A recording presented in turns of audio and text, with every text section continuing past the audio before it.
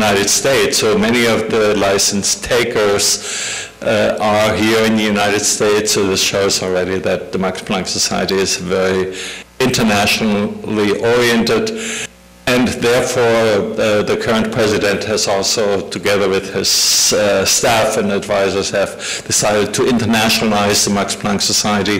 And this is one of the reasons why I'm here, because Max Planck is going to establish a research institute here in South Florida.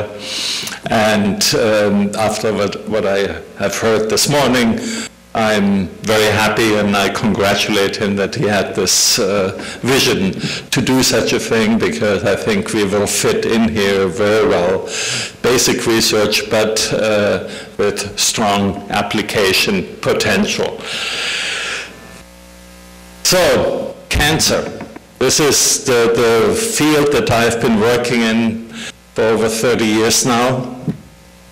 And this is one of the points that I wanted to make. You know, we heard in the keynote lecture of Dr. Guillaume that it's really regrettable, and the example was Alzheimer's disease, regrettable that science is moving too slow. But I don't think it's IT that is the speed limiting step. This is just the nature of science, of nature, of the problems that diseases present, and cancer is a key example.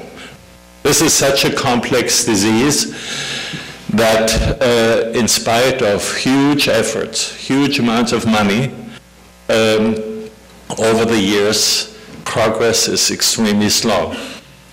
It's one of the major causes of death for mankind, and you can see here for different cancer types what the global incidence is every year. This is from a little outdated from the year 2000. The numbers have changed a little bit, but not significantly.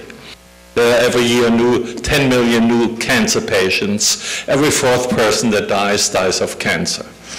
So there's clearly a strong medical need for new drugs, because all these numbers that we know, and I could show you other data that show how little progress we have made in spite of all the therapies that became available, like the traditionally used chemotherapies that have so many side effects, were introduced into a clinic in the 50s. Some of them were chemically derived from chemical warfare agents that were designed to kill people in World War I. Now, this is a problem that was realized for a long time, but there was no way out, no good new ideas, and fortunately in the early 70s, the technology of genetic engineering emerged, and this was really the beginning of a revolution that also had its consequences for cancer research and for the development of new ideas for cancer therapies. Interestingly, we came back at that time to ideas that had been conceived already 100 years before. At the end of the 19th century, an eminent scientist in Germany, Paul Ehrlich, conceived an idea that we call today targeted therapy. That means a therapy for cancer that does not attack just the cell, but individual genes and gene products that are the weak points of cancer cells. So we are using new technology now to address an old problem and use an old idea to develop new drugs. Now, in the early 70s, Richard Nixon, president of your country, had a great idea also to raise more money for cancer research, and he declared war on cancer. This was great. He raised, and one could say that really in retrospect, close to $300 billion for cancer research since about 1971. Nevertheless, this cover of Fortune magazine tells you an article of Clifton Leaf, the editor of Fortune magazine. He said, "Why we are losing the war on cancer." And he thinks he knows how to win it. But this is something one can discuss. But he points out some real weak point, especially when one thinks of the real hope that we have. The ideal situation that we would like to achieve is to find a therapy that is targeted against the bad genes in cancer cells and do that without affecting healthy cells. So the side effect-free cure of cancer. This is what we want to achieve. And Paul Ehrlich, this 19th century doctor and scientist, he designed this idea that's now being called the dream of the magic bullet, hitting only disease cells, leaving alone the healthy cells, so causing no side effects. But this, I have to tell you already now, here he is, Paul Ehrlich.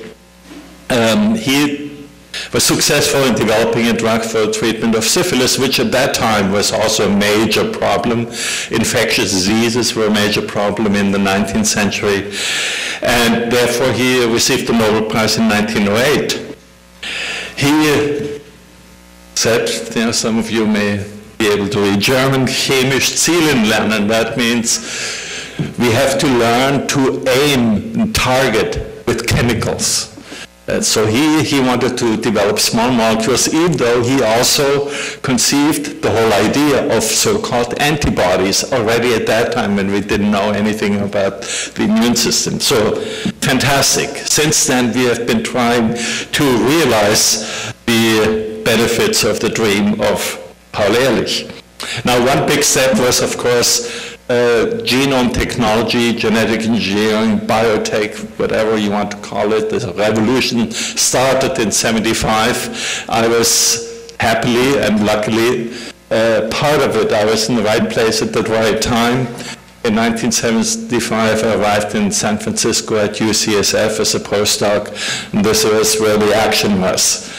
So I started to contribute to this technology, and was also one of the first ones to join a company. Later on, I started 4 companies myself, but the successes are becoming more and more difficult. So one of the sort of milestones that were achieved is the sequencing, the complete information of the human genome that drives all of us.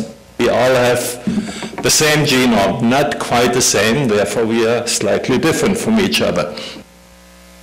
So the genome was established about in 2000, 2001, and we are still trying to figure out what to do, but it says up there another promise that was made already in the mid-70s. This information will help us to cure disease. But, of course, optimism is a driving force, fantastic, but it's always a little slower than one thinks. But with the help of IT technology, which sort of emerged also then in the 80s and so on, and clearly was an essential component for many of the developments, and especially now we are really learning to handle huge amounts of data thanks to IT. This is helping, but it's not decisive, I would say. Nevertheless, complex mechanisms like that, what is shown here, it's called signaling pathway. This is one cell.